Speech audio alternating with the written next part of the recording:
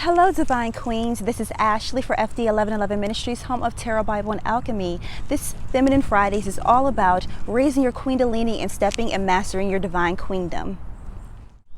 As aforementioned, I'm going to be discussing in this episode of Feminine Fridays all about curses, generational curses. Do they exist, and what are they, and how can one overcome them? So this is a request from a patron, which you can find the link down below if you'd like to join the Patreon page, where she was asking me about this, and she asked me several different questions. So as a thank you to her, and also I feel like this is a topic that some people have asked me, and also people may be wondering about. I know I wondered about it before I really did any type of research or started to do my awakening work about this question. So generational curses, do they exist?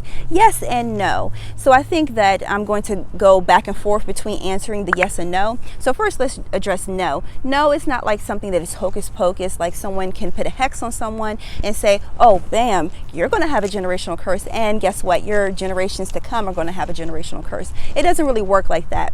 So yes, they do exist because of the fact that what generational curses are, they are a form of mindset. And through the mindset, you build these habits. And when you have children and those around you, they view and they watch those habits, they watch those behavior patterns that you play out, and guess what? They pick up on them. So I'm going to use an example. I'm going to use two different examples. So example A. Example A is a person that has a mindset and has a habit of waking up at 5 a.m., fixing themselves a smoothie, going out for a run, and then coming back in and being very productive throughout their day. They may have a company, or they may work for a certain type of company that they have a certain type of lifestyle, and their children see that, and they teach their children that, and therefore, guess what? 9 times out of 10, their children are going to wake up with the habit of waking up at 5 a.m., drinking a smoothie, working out, having something like that.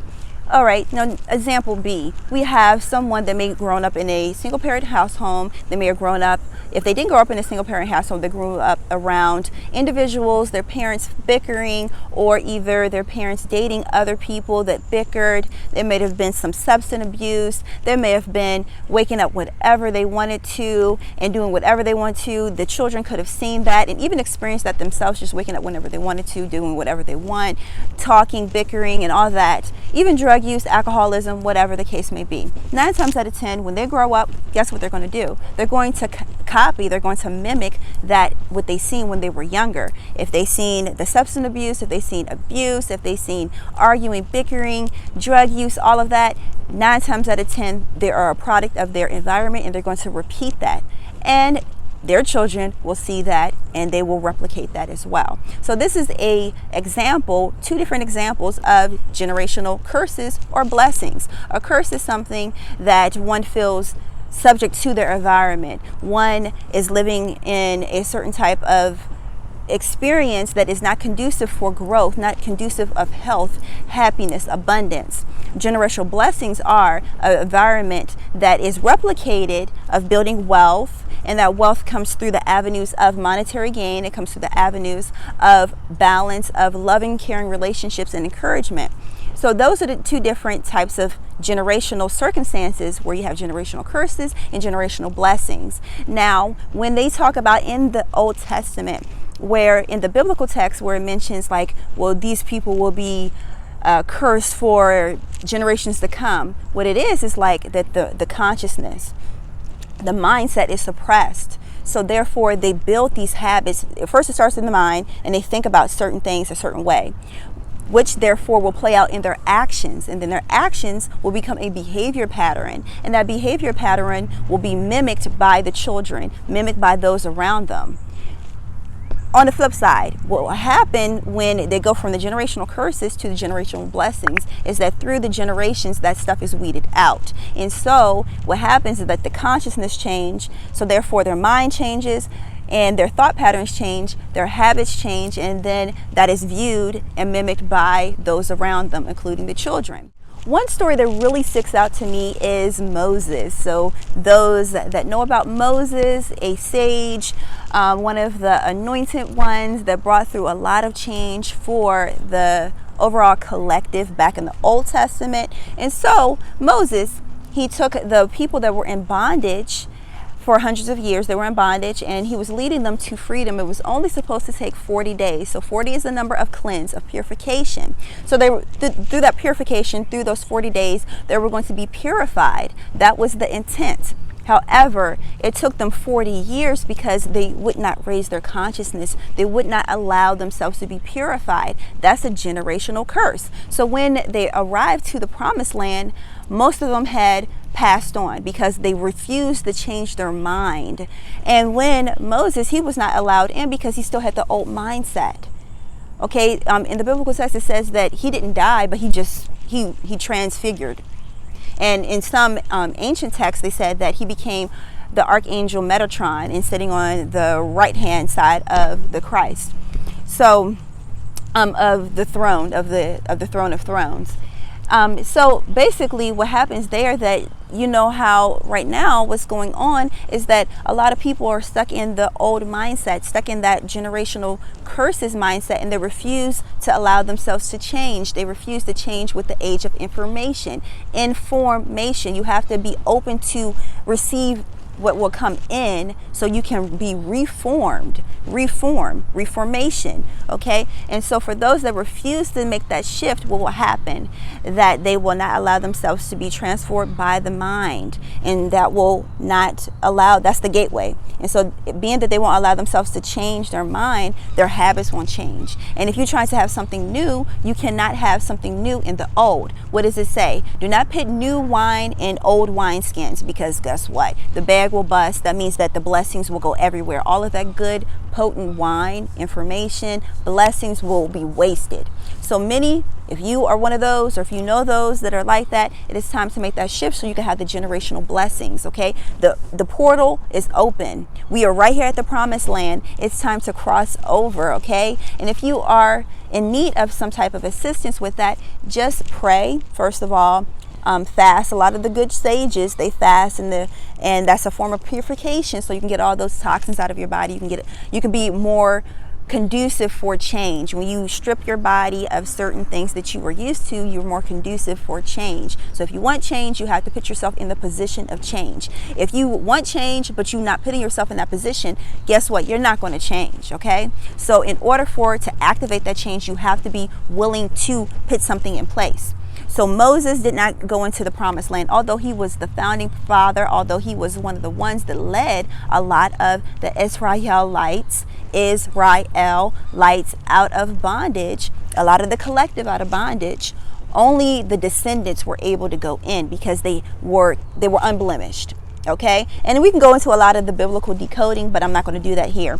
So in short, overall, I would say that no, generational curses do not exist because of the way people think of generational curses. They like, oh, my parents didn't do this that way, so therefore that means I'm cursed. I'm not going to be able to do it. But that doesn't mean that. That means that you have to take ownership of that moment, and you got to put yourself in position to change. It may be a little harder. That's the thing about with generations. Things are supposed to get better and better with the generations, but if you're not putting yourself in a better situation that will therefore put your children in a better situation, will put their children in a better situation, then you're not going to change. So things were a lot harder years ago, where you didn't have the information that is prevalent now in the age of Pisces. Pisces is a slow moving energy. It's a healing. It's the healing right before you go into Aquarius. Aquarius, the information, the star seed children. Okay, and so what was going on is that although the information was out there, it was very hard to receive the information, so you could change. So change came very hard and difficult for the collective. But however, then you had the printing of books and the distributing of books, and with that, it was a little more easier to access the information. Then it came along that you had the industrial age, and then that's what ushered in things like the internet. The internet at your fingertips for those that had access to a computer still was a little difficult. And you had libraries, it still was a little bit difficult. But now there's no excuse. That's what the biblical text says, that there is no excuse. Because guess what? We live in the information age. Information right here at your fingertips. Reach out and touch it. Type in anything that you want to learn about, you can find an answer for. So there is no excuse. So through the transformation and throughout the generations, things have become more accessible and more easy. There's no excuse, okay? If you need assistance, Google it. Reach out. You have individuals like myself that will intercede on your behalf to help send you energy to help you make the decision. But of course, it all boils down to you, okay? You can have people like Moses. You can have people like Esther. You can have Queen Esther, let me say that. You can have individuals like different people throughout history that were there to help, and they weren't there to do the work for you. They were there to open up the window so it can make it easier for you to walk through that door, or should I say open the door so that it can become easier for you to put your feet down and make that movement to walk through the door. And that's what we are here. We're here to help the collective. And if you're one of those ones, thank you for holding the door open so that others can come through, make the decision to go through. With all these different individuals, even taking it to a modern day circumstance where you have like the Steve Jobs, you have the Malcolm X's, you have the Martin Luther Kings, you have all these different people, Harriet Tubman, you know, all these different people. We can go on and on about the different people, Napoleon Hill, my bruh, you know. But anyways, like these different people that opened the door so that way you can take that information and walk through the door. So you got to make that decision. That's where it could be a curse, where people do not want to take ownership of their situation. I heard this really good analogy that you cannot help the cards that you were dealt, but you can help the way how you play those cards, okay? And so that's what the divine is saying. How are you going to play those cards that you were dealt? You could have been born in a single parent household, abusive situation, the list could go on. But how are you going to take that, own that, and transform your life and make that story so that way you can help somebody else? We all are here to tell a story. What story are you going to tell so you can help the next generation? Okay, so this is Ashley. Thank you guys for tuning in. Check out the playlist for the Feminine Fridays, but not just that, for all the information here. And you can subscribe and hit the notification bell if you want to join the family here. I'm going to be posting pretty much like every Friday for the Feminine Fridays, and as well as the weekly with the astro intuitive readings and then all that other good stuff. I'm not going to go in the whole thing, you know what I'm saying. But anyways, I love you guys very much. Sending all the divine feminine and all of the collective energy. I also wanted to say that I just did a channel message. By the time you see this, it would have been a couple days ago, for the eclipse that's going to come up the following day on Independence Day. And so we are under the covering of Goddess Isis, okay? And with the Goddess Isis, and we also under the covering, and I want to hear, I want to say inflectation. I don't know what that means, but an influx. It's like an influx of information and healing that's coming through, where we have the asteroid Vega, and then we also have the angelic star of Vesta.